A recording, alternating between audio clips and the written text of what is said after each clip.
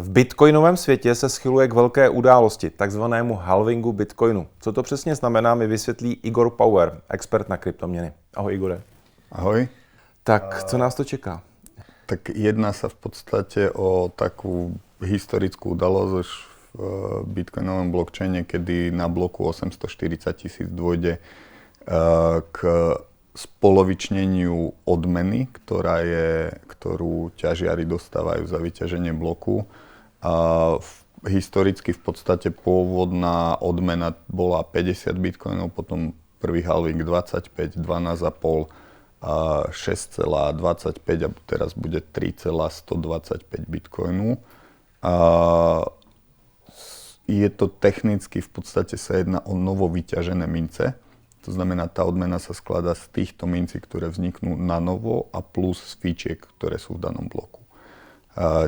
Ten systém sa nijak nemení ako tých fíčiek a v podstate, čo sa týka vydávania tých nových mincí, tak sa zjednodušene jedná o systém, ako vôbec dostať tie bitcoiny do obehu. Takže bolo treba na začiatku vymyslieť nejakým spôsobom systém, ako spravodlivo ich rozdeliť novým užívateľom. A to môžeš urobiť v podstate tak, že to dáš ako odmenu, že nové mince vzniknú pri vyťažení bloku, alebo potom môžeš to spraviť tak, že urobíš si nejaký ako veľký premine, ako napríklad, nechcem spomínať Ether alebo ohovárať, alebo nejaké ďalšie tokeny a dávať to menej. Ale tento systém je považovaný v podstate za najspravodlivejší. Kdy k tomu dojde? My tak troška rátame ten čas ináč, ako nerátame ten čas podľa kalendára, ale podľa blokov, takže bude to v bloku 840 000 a pravdepodobne by to malo byť 20. apríla. Ty poslední 3 halvingy byly doprovázeny růstem ceny a dokonce tam byly i historické rekordy na Bitcoinu. Bude to i v letošním roce, nebo co je potřeba, aby jsme viděli historické maximum po halvingu? Tak potrebný by bol prílev nového kapitálu, to znamená takí noví ľudia, ktorí vlastne vyplatia bagy tým starým a zvýšia jeho hodnotu, to je ako pomerne jednoduché. Halving je vo všeobecnosti považovaný za príležitosť na výrazné zvýšenie ceny, kedy argumentácia väčšiny priaznivcov tej teórie zvýšenia ceny hovorí o znížení ponuky minci, teda na strane ponuky. Za mňa to ale úplne nestačí. Že sa to v minulosti stalo, tak to by som povedal, že ako korelácia nie je kauzalita úplne. A zároveň to bolo spojené ako s výrazným prílevom ďalšieho kapitálu, s hypom, ktorý je teda veľmi podstatný v krypte a samozrejme ako dochádza čím ďalej, tým viac k manipulácii ceny a už teraz veľkými hráčmi, takže ťažko povedať, či tá cena pôjde hore alebo dole. Zatiaľ vidíme aktuálne pomerne silný na štandardný trh prepad a menej silný ako na krypto. Nie je to, čo je 40% denne, čo sme boli zvyknutí. Každopádne do pozornosti by som možno dal ako teraz posledný halving Litecoinu, kde k tej price action nedošlo reálne porovnateľne s minulými. Takže nie je to nevyhnutné, aby ta cena každopádně ty jsi mluvil o té celkové nabídce Bitcoinu a ta se prostě snižuje. Dneska je 94% vlastně, že je vytěženo a je jako v rámci té nabídky v oběhu. A zase, co si ty býci skalní na Bitcoinu prostě přejou a říkají, prostě sníží se nabídka a to znamená, že prostě cena musí jít nahoru. Ne třeba teď hned po halvingu, ale prostě ta nabídka se bude postupně snižovat. Dáva to zmysel, ale je to ako len jedna strana tej rovnice. Zároveň na to, aby tá cena išla hore, tak sa musí zvýšiť aj dopyt potom po Bitcoine. Čiže 94% áno, je v obehu, veľa z toho je navždy stratených. Sú to ako také tie historicky známe fakty, čo je tých 1 000 000 bitcoinov, ktoré by mal mať Satoshi niekde. Oficiálne odhady hovoria niečo medzi 20-30% stratených privátnych kľúčov, až ako niektoré odhady odhadujú až do 40%. To sú takové ty harddisky, které skončily někde na smetisku. Na smetisku. Tam sú taky. To sú tie legendárne, dokonca keď si pozrieme ako všelijaké tabulky, ako top 10 najväčších držiteľov a tak tam sú ako 3-4 ľudia, ktorí síce sú ako držiteľmi, ale nejak tak nedobrovoľnými držiteľmi, že proste už to musia držať, lebo nemajú k tomu kľúče. Co znamená halving Bitcoinu pro ostatní kryptoměny? Je tam nějaká korelace, nebo co ty sám budeš sledovat? Bitcoin je v podstate dominantná kryptomena a odvíjajú sa od neho všetky ostatné, ako pokiaľ sa bavíme teraz nie o technológii, ale o price action. Jeho dominancia rastie aktuálne a sme na hodnote niekde okolo 55%.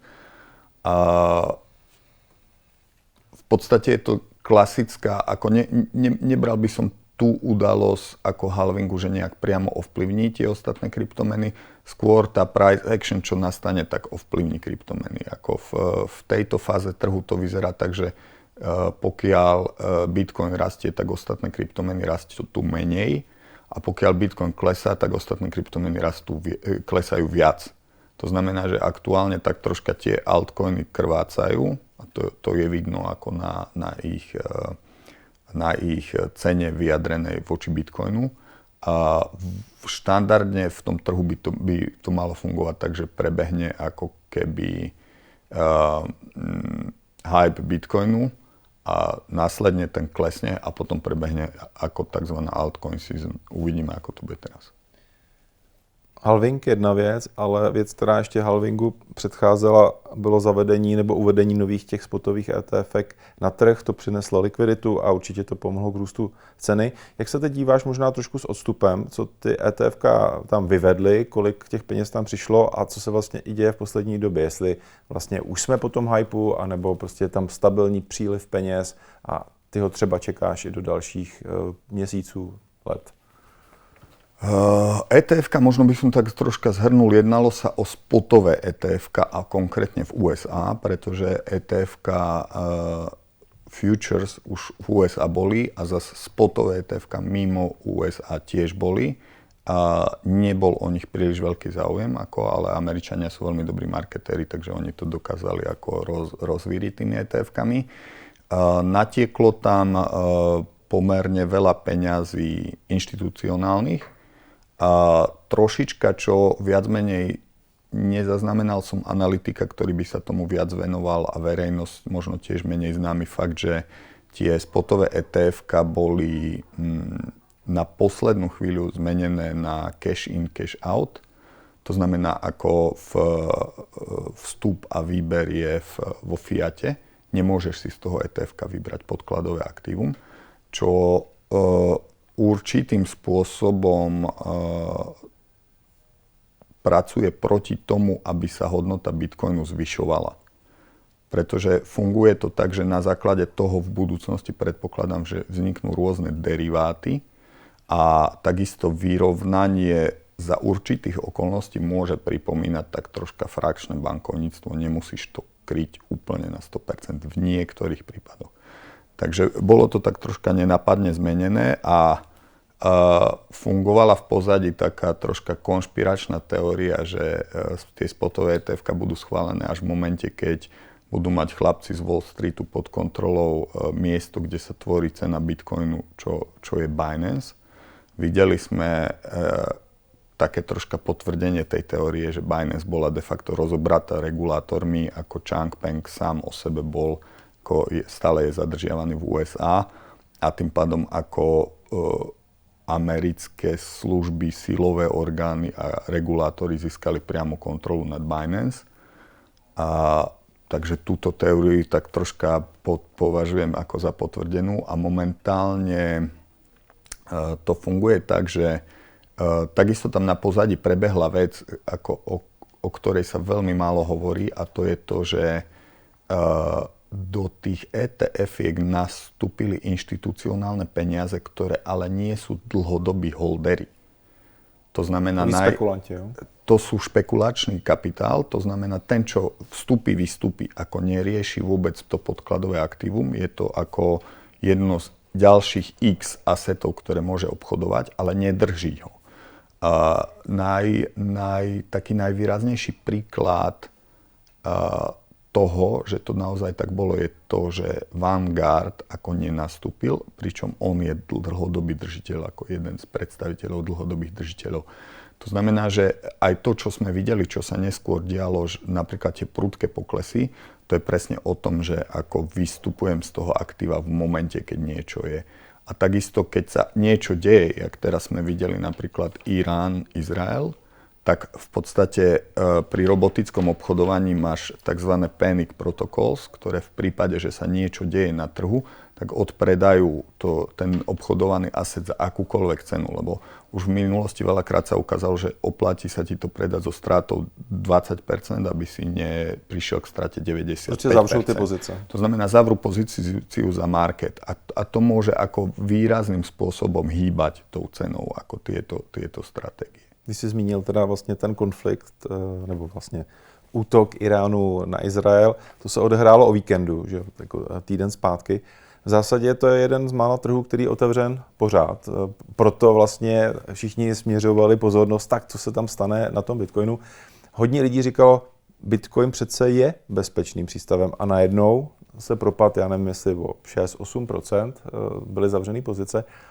Tak jak se dívat možná dál na Bitcoin? Je to ten bezpečný přístav nebo ne? Protože viděli jsme růst zlata, viděli jsme růst Bitcoinu, říká, koukněte se, geopolitická situace je špatná, proto lidi jsou ve zlatě, proto lidi jsou taky v Bitcoinu. Trošička by som sa vrátil k tomu, ako k tým krátkodobým držiteľom z pohľadu ako inštitucionálneho kapitálu. A za mňa je to presne ono, akože to sú proste... Je niečo iné, keď to držíš dlhodobo kvôli ako ochrane asetov. Vtedy v tom prípade to obchodovanie prebieha ináč, než keď je tam naozaj špekulatívny kapitál vo veľkých objemoch. Pretože stále tie obchodované objemy sú oproti iným druhom asetov ako podstatne nižšie. Takže toto tiež bolo určitým spôsobom potvrdením toho, že je tam nastúpený proste ten špekulatívny kapitál, ako nie dlhodobí držiteľia.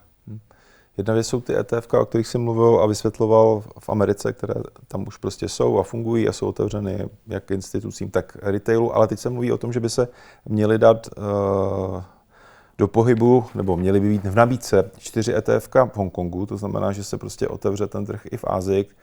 Tam je, předpokládám, hodně peněz a vždycky byl silný jako na zájem o krypto. Může to podpořit zájem, potažmo teda dál tlačit Bitcoin nahoru? Jak to vnímáš, tyhle ty? Ako určite môže. To je odpoveď jednoznačná. Otázka je, že čo sa stane. Ako tam si uvedomme, že pokiaľ sa zas bude jednať o špekulatívny kapitál, tak ty nezarábaš na dlhodobom držaní asetov. Ty zarábaš na pohyboch ceny. To znamená, že ideálne pre teba je, pokiaľ ovládaš miesto, kde sa ten trh tvorí, a pokiaľ vidíš do order bookov, nechcem ako teraz tu rozvíjať všelijaké teórie, ale proste to už dlhodobo sa na týchto v princípe neregulovaných burzách tieto problémy ako objavujú a tým pádom dokážeš ako tie pozície tých shortárov a longárov, špeciálne pokiaľ sú napakovaní, ako vyhodiť z tých pozícií a ako ty si proste tie peňažky zbieraš, nemusíš, ten náraz tam proste vôbec nemusí byť, ako ide ti o tú volatilitu. Takže závisí od toho, aký druh kapitálu tam nastúpi. Vo všeobecnosti ako v tých ETF-kách je menšia pravdepodobnosť, že nastúpia dlhodobí ako hodlery. Pretože ty samozrejme ako not your keys, not your Bitcoin, takže chceš si ich držať niekde na svojej peňaženke. Ešte možno by som pripomenul, veľakrát je spomínané, alebo tak hypertrofovaná časť, že ponuka tých bitcoinov na burze sa znižuje, to znamená, ako ten order book je úzky a tam trošička možno zapracoval ten narratív, ako ktorý sme pretláčali, že ako stiahujte si tie bitcoiny z burz, lebo niektoré ich fakt nemajú, lebo ich už niekde zdefraudovali. a každopádne nie sú vaše, keď tam sú. To sa ukázalo v súdnych rozhodnutiach z USA, ako pri viacerých skrachovaných burzách. A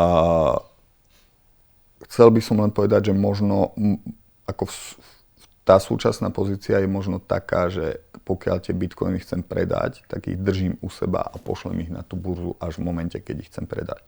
To znamená, počkam si na ten price level, ktorý očakávam, či je to 60 000, 100 000, 200 000, až vtedy to tam pošlem. Takže tento indikátor by som už pomaly troška vypúšťal, hlavne z tých ako centralizovaných burz, koľko je tam v ponuke tých bitcoinov. Pokiaľ bude tá cena správna, tak tých bitcoinov bude stále dosť, ako to proste ekonomika nepustí. Co dál budeš sledovat? Halving 20. cca dubna. Další události třeba do léta, které mohou ovlivnit svět bitcoinu, ano, možná ty ETF v té Asii, ale ještě něco takhle v plánu, třeba i technického, ty sleduješ ty věci hodně do detailu v kryptosvětě. Geopolitická situácia jednoznačne, ako to budú veľmi silné fundamenty. A z tých technických udalostí, tých je pomerne veľa a stále sa to vyvíja, ako tam je veľa vecí ako nedocenená, napríklad nedostatočná bezpečnosť L2 ako dlhodobé, to znamená Lightning Network. Prebieha na druhej strane ako pozitívny vývoj nad L1, niektoré veci sa tam dávajú do poriadku, by som povedal. Prebiehajú rôzne, tak veľmi pod povrchom ako bezpečnostné veci, sú tam nejaké hrozby, ktoré sa objavujú, zase niečo z toho vypadáva. Objavujú sa informácie o snahu o ovládnutie takého toho core jadra, ako to znamená, vždy tam existujú nejakí ľudia, čo to proste programujú a nie je ich veľa, nie sú dobre platení. To sú asi tak dlhodobé veci sledované, ale že by niečo ako malo nastať do leta úplne nie. Jak se díváš teď na Ethereum, také se mluví o nástupu ETF a že vlastně Ethereum, jako všichni se koukali na Bitcoin a Ethereum trošku v pozadí a že vlastně může ten Bitcoin dohonit, jako respektive ten růst vlastně bude teď jinde než na Bitcoinu, například na Etheru. Ether ako sám o sebe má podstatne viac konkurencie ako Bitcoin. Aj keď niektorá z nich ako už pomaly vypadáva, treba povedať, že konečne, ako nechcem spomínať Solanu nešťastnú, ktorá zase mala ako výrazné technické problémy už zase iného typu. A tam ten vývoj nad Etherom alebo nad blockchainom Ethera je zase na druhej strane ako možno príliš rýchly a príliš veľký podľa mňa vzniká strašne veľa nových vecí a možno nie úplne sa bere do úvahy bezpečnosť. Nie som si istý, že či má na to Ether, aby preskočil Bitcoin. Jednak si treba uvedomiť, že Ether nemá konečný počet vydaných mincí, to znamená, môže ich byť nekonečno. Objavujú sa v podstate veľké zásoby minci, ktoré sú odpredávané. Teraz ako nechcem spomínať po niektorých ako z Foundation, ktorí stále majú ako peňaženky nadité. Objavujú sa aj pozitívne veci, za ktoré považujem napríklad snahu o väčšiu privacy nad Etherom. To isté aj v Bitcoine. Takže uvidíme.